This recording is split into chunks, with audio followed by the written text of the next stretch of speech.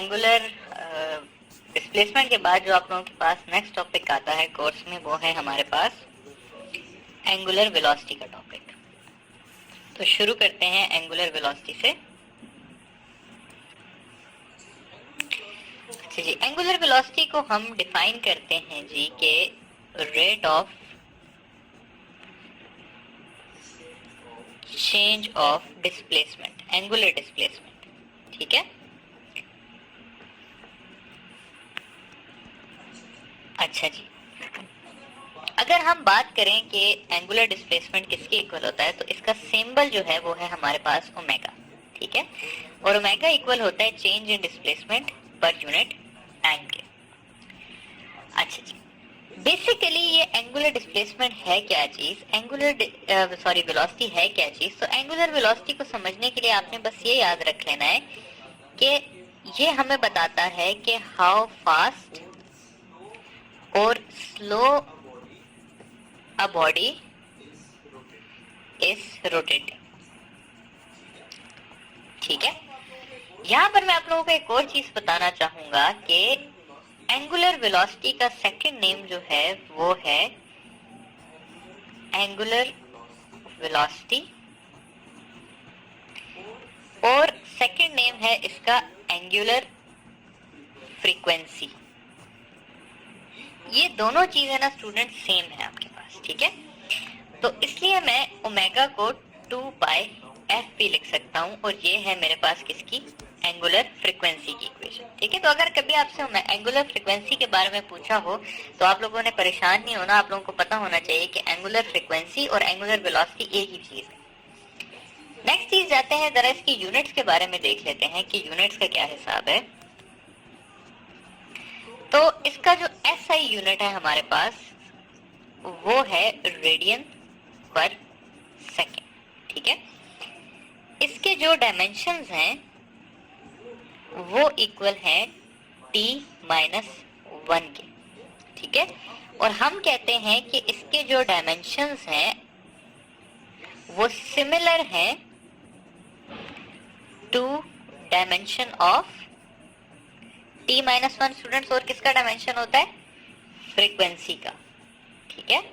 तो इसके और फ्रीक्वेंसी के डायमेंशंस क्या है, सेम है।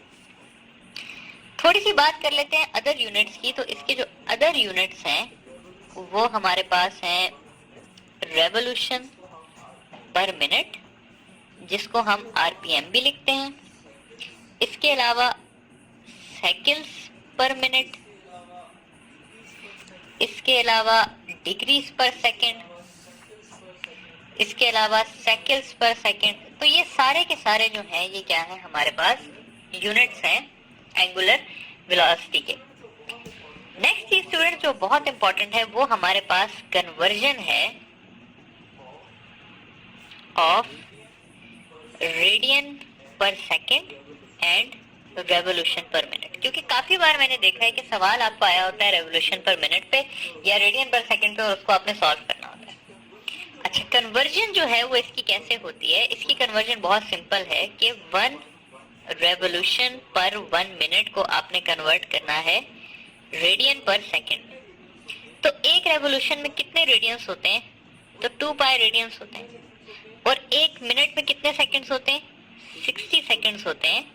तो ये इक्वल हो जाएगा pi by 30 radian per second के। तो सिंपली मैं लिख सकता हूं कि 1 RPM is equal to pi by 30 radian per second, या 1 radian per second is equal to 30 by pi revolution per minute. ठीक है। अब इस सब को समझने के लिए एक सवाल सॉल्व कर लेते हैं ताकि आप लोगों को ये चीज और ज्यादा क्लियर हो जाए। सवाल इस तरह से है कि a body covers 2 revolutions in 1 minute, find, या इसको 2 मिनट ही कर देते हैं, बल्कि इसको 4 कर देते हैं और इसको 2 मिनट्स कर देते हैं। 2 minutes find omega in radian per second. ठीक है। अब इस सवाल को हम सॉल्व कैसे करेंगे? देखिए स्टूडेंट्स, यहाँ पर क्या है कि बॉडी का ओमेगा होता है हमारे पास delta theta by T. Theta हमें दिया हुआ है 4 और टाइम दिया हुआ है 2 मिनट्स, तो ये हो जाएगा 2 रेवोल्यूशंस पर मिनट। ठीक है, अब हमने 2 रेवोल्यूशंस पर मिनट को कन्वर्ट करना है रेडियन पर सेकंड में।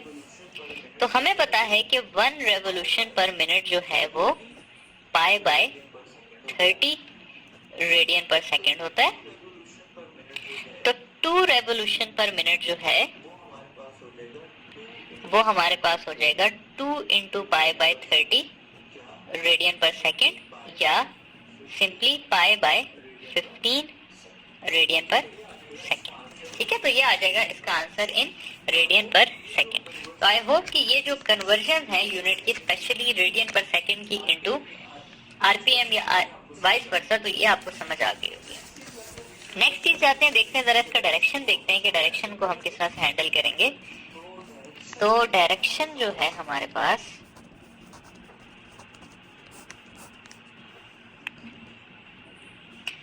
वो अगेन हमने पता है कि जितनी भी क्वांटिटीज हैं वो क्या है, तमाम की तमाम का डायरेक्शन होता है हमारे पास along the axis of rotation. तो इसका भी जो सबसे पहले ये एक वेक्टर क्वांटिटी है, ये मेंशन करना लाजमी है। फिर इसका जो डायरेक्शन है वो है अलोंग एक्सिस ऑफ रोटेशन, और रूल इसके लिए भी हम वही जो हमने पहले पढ़ा था, simply write hand rule use करेंगे, जिस रूल के मुताबिक फिंगर्स जो हैं वो मोशन की डायरेक्शन में होगा और जो थंब होगा वो हमें बताएगा डायरेक्शन ऑफ ओमेगा। ठीक है, तो अब अगर मैं ड्रॉ करूं तो वो इस तरह से मैं कर सकता हूं कि एक में हम क्लॉकवाइज मोशन ले लेते हैं, एक में हम एंटी क्लॉकवाइज मोशन ले लेते हैं। तो पहले में हम कंसिडर कर लेते हैं जी इस तरह से ये मोशन, और दूसरे में हम कंसिडर कर लेते हैं ये मोशन। ठीक है, अब जब इसमें मैं फिंगर्स को कर्ल करूंगा तो मेरे पास जो डायरेक्शन आएगा वो इस तरह से अपवर्ड आएगा। ठीक है, जबकि इसमें अगर मैं फाइंड करूंगा राइट हैंड रूल से तो डाउनवर्ड आएगा। ठीक है, तो यहां पर भी मैं लिख सकता हूं कि अगर एंटी क्लॉकवाइज होगा तो आउटसाइड होगा या अवे फ्रॉम होगा, और अगर क्लॉकवाइज मोशन होगा तो फिर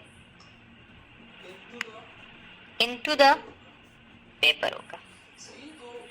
सही है, तो ये है आपके पास क्या, थोड़ा सा डायरेक्शन से रिलेटेड बात है। अच्छा जी, डायरेक्शन के बाद जो नेक्स्ट चीज आती है हमारे पास, वो जिस तरह हमने पिछले टॉपिक में क्लॉक को डिस्कस किया था, तो इसमें भी हम जरा क्लॉक को देख लेते हैं।